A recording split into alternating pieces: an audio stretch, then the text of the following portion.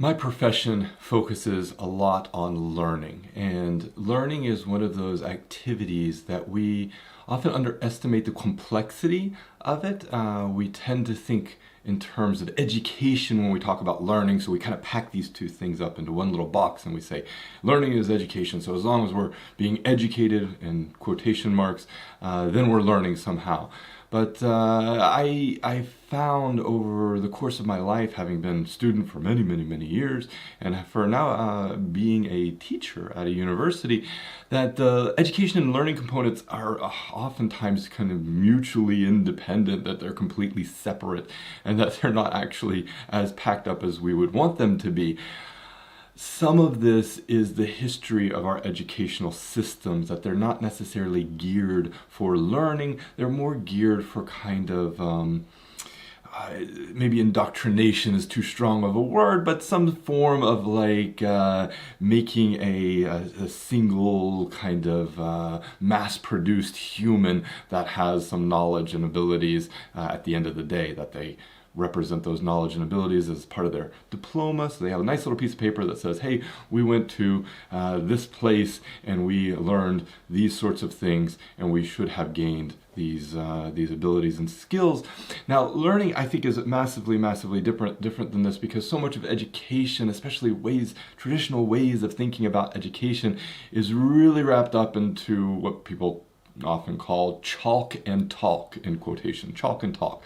So it's the idea that back when we had blackboards and chalk, that a lecturer would just stand at the front of the room and write on the blackboard and speak to an audience, and that somehow this was learning, somehow this was engaging an audience to learn new things and acquire new knowledge. And in some respects it is. There are people who benefit from that form of learning. I benefited from that form of learning. I loved lectures. I still love lectures. But that doesn't mean that everybody benefits from that form of learning.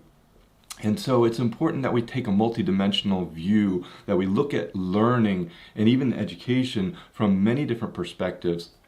And one of them, and I think it's pretty well fundament to the learning process, is socialization and play. So I always say that learning is a social process, and there's ample research to back up this. So if you're socializing, if you're playing, even better, then you can be learning in that process. And so I'm often criticized by my students to say, oh, your class is too easy, or your class is too, I actually have fun in your class. And that's not a humble brag or anything like that. That's just literally what some of my students have said. Some of them said much more horrible things, but let's just focus on these for a moment, because it's important that we don't underestimate the value of socialization and the value of play as part of the learning process. We are so kind of structured to think that learning has to be miserable and difficult and problematic and challenging, and well, challenging is not bad, but like, a really difficult and arduous, there's a good word, arduous process. When it does not, and it should not. And if we can integrate play, if we can integrate socialization into the learning process, then really everybody starts to benefit. Now, I think it's also important that we think about learning not in the strictest sense of, okay, I go to school and I come home, or even in the strictest sense of, oh, I take a bachelor's degree, a master's degree, or a PhD.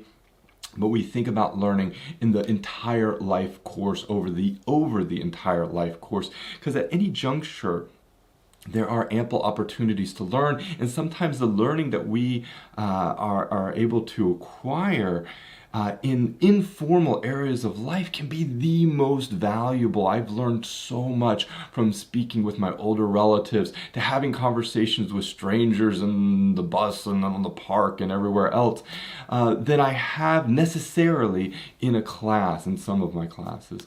I've learned more from a 15-minute interaction with a student than I have at whole academic conferences sometimes. So learning doesn't have to be only within formal structures, and we should strive to learn as part of the life course. This is what's known as lifelong learning.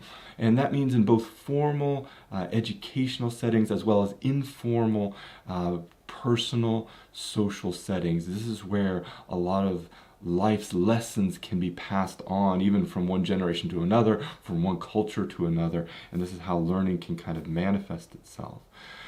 So I think it's important that we take a more holistic approach to learning, that we look at learning as a multidimensional and social activity, and that we take advantage of these informal opportunities, and we stop thinking about learning as only happening in a desk in a classroom, but we start thinking about learning as happening in the streets, as learning as happening in homes, and in all of social life.